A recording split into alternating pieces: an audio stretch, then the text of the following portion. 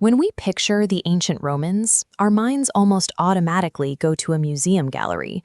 We see these idealized, stark white marble busts staring back at us. Even the two-dimensional artifacts they left behind, like these worn-down gold coins or faded, stylized portraiture, these give us a completely flattened version of history.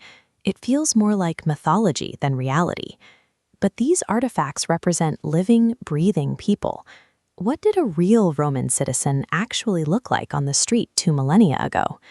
To answer that, we have to travel to modern-day Hungary, to the ruins of an ancient Roman border city called Aquincum. Archaeologists excavating this site uncovered human remains dating back 2,000 years. Normally, skeletons like these only tell us the basics, like a person's approximate age and their biological sex. To actually see these individuals as humans, researchers needed to pull the soft tissue, facial expressions, and personal details out of the dirt. The major breakthrough happened when scientists successfully extracted completely intact ancient DNA straight out of those excavated bones. These genetic visualizations act like biological instructions, letting researchers read invisible traits, identifying precise skin tones, natural hair colors, and eye shades. The data even predicts microscopic traits. For one individual, the DNA confirmed freckles. But genetic code only gives you the plaint. To actually reconstruct the face, you need a canvas. That canvas comes from the physical skull itself.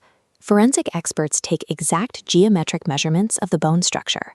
A 3D model shows how measurements dictate facial topography. By mapping the skull, scientists determine cheekbone depth, jawline angle, and eye socket shape. Then both datasets converge. The physical skull structure is wrapped with genetic details pulled straight from the DNA. Forensic artists take this digital map into the physical world, meticulously applying layers of clay muscle and tissue onto a physical skull replica. By locking the biological data directly to the structural forensics, the scientists completely remove artistic interpretation. The result is a mathematically accurate resurrection of a real human face. This is the face of a Roman who lived and died in Aquincum 2,000 years ago, complete with DNA-proven freckles and specific eye color. Seeing the texture of their skin and the exact shade of their hair pulls them entirely out of the realm of ancient history. They look like someone you could sit next to on a train today. The genetic data also trace their deep ancestral bloodlines, mapping exactly who was living in this border city. The genetics showed a wildly varied population. Some residents had biological roots stretching directly back to the Italian peninsula, while others were closely related to the nomadic Sarmatian tribes of the eastern steppes.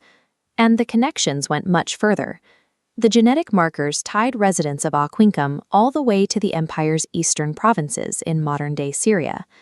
At the exact same time, other bloodlines found in the very same cemetery linked to populations living along the northernmost frontier in Scotland. This forensic evidence cuts through the idea of a uniform, monochromatic ancient world. Biology proves that the Roman Empire was a massive, highly interconnected society made up of remarkably diverse, real people.